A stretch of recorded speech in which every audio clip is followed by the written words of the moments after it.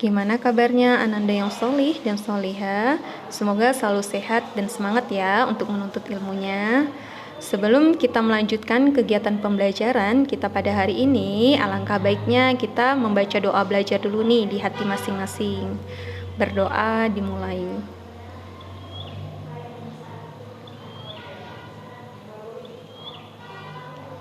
Alhamdulillah, semoga dengan pembacaan doa belajar tadi Allah akan memudahkan semua urusan kita yang menyangkut tentang kegiatan pembelajaran.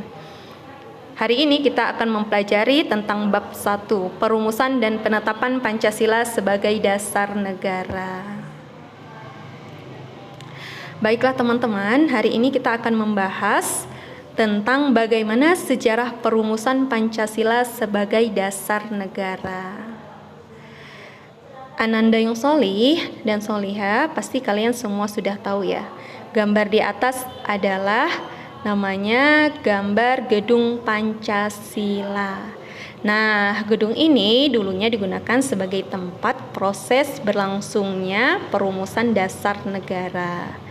Nah, jadi dulu sebelum dinamakan Gedung Pancasila, gedung ini namanya adalah Gedung Chusangiin. Selanjutnya kita akan membahas tentang pembentukan Badan Penyelidik Usaha Persiapan Kemerdekaan Indonesia atau BPUPKI.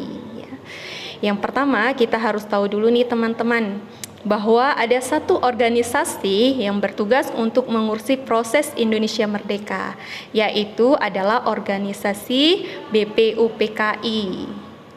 Sebelum kita bahas proses perumusan Pancasila, kita akan bahas dulu nih, bagaimana sih proses pembentukan BPUPKI teman-teman. Paham ya? Jadi, bagaimana kita ketahui, dulu Belanda itu pernah menjajah Indonesia. Nah, setelah Belanda menjajah Indonesia, setelah itu Jepang lagi yang akan menjajah Indonesia, teman-teman. Prosesnya dari Belanda ke Jepang itu bagaimana? Ada yang tahu nggak, teman-teman? Baiklah, akan kita bahas di sini, teman-teman. Jadi Belanda itu mereka kalah dalam Perang Asia Timur Raya.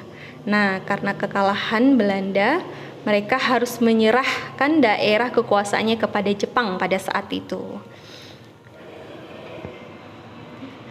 Setelah Belanda memberikan daerah kekuasaannya kepada Jepang, jadi Indonesia jatuh dipegang oleh negara Jepang.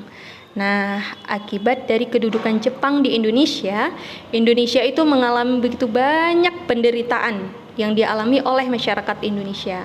Contohnya seperti kerja paksa, pengambilan paksa, dan perbudakan paksa. Selanjutnya, Jepang menguasai Indonesia setelah Belanda menyerah di Kalijati, Subak, Jawa Barat. Kenapa Jepang bisa masuk ke Indonesia? Karena Jepang itu masuk ke Indonesia membawa semboyan 3A. Yang pertama, Jepang pelindung Asia. Yang kedua, Jepang pemimpin Asia.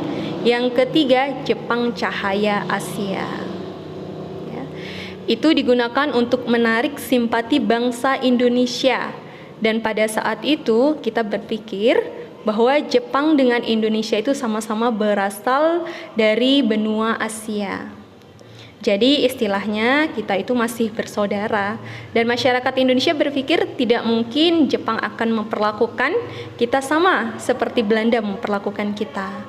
Tapi kenyataannya kita salah. Ternyata kedatangan Jepang ke Indonesia untuk menjajah masyarakat Indonesia. Tetapi kemenangan Jepang di Asia tidak bertahan lama, teman-teman. Karena Jepang itu diserang oleh sekutu. Nah, sekutunya siapa? Ada yang tahu nggak, teman-teman?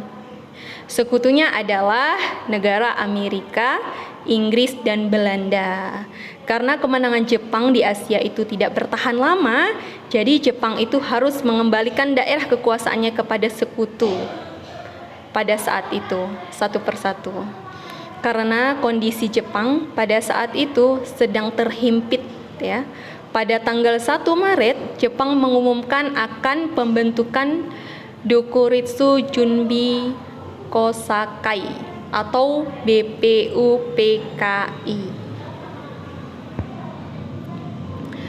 BPUPKI ini dibentuk dengan tujuan menyelidiki usaha-usaha persiapan kemerdekaan Indonesia. Nah, janji Jepang untuk membentuk BPUPKI diwujudkan pada tanggal 29 April 1945.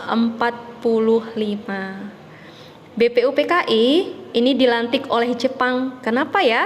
Orang Jepang sih yang melantik BPUPKI gitu ya.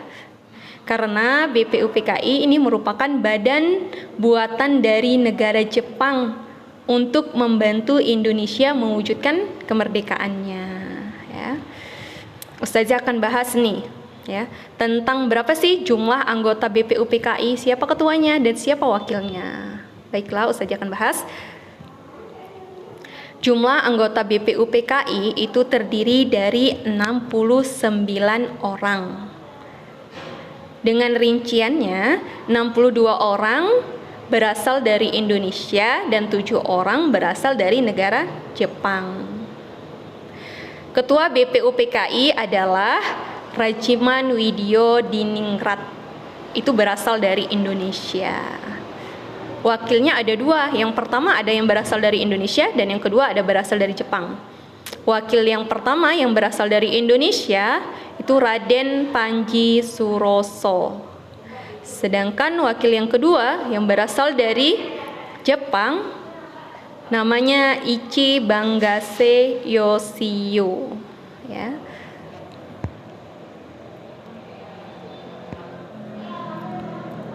Selanjutnya Ustazah akan bahas nih berapa kali sih BPUPKI itu melakukan sidang ya. BPUPKI melakukan sidang itu sebanyak 2 kali. Sidang pertama dilakukan pada tanggal 29 Mei sampai 1 Juni. Sedangkan sidang kedua dilakukan pada tanggal 10 sampai 17 Juli. Ya. Sidang pertama membahas tentang apa sih? Ada yang tahu teman-teman? Sidang yang pertama itu membahas tentang dasar negara kita. Sedangkan sidang kedua itu membahas tentang rancangan undang-undang dasar ya.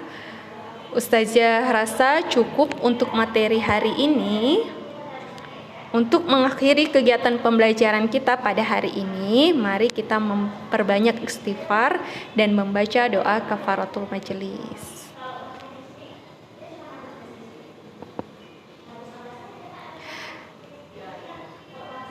Baiklah, terima kasih kepada Ananda yang sholih dan sholihah.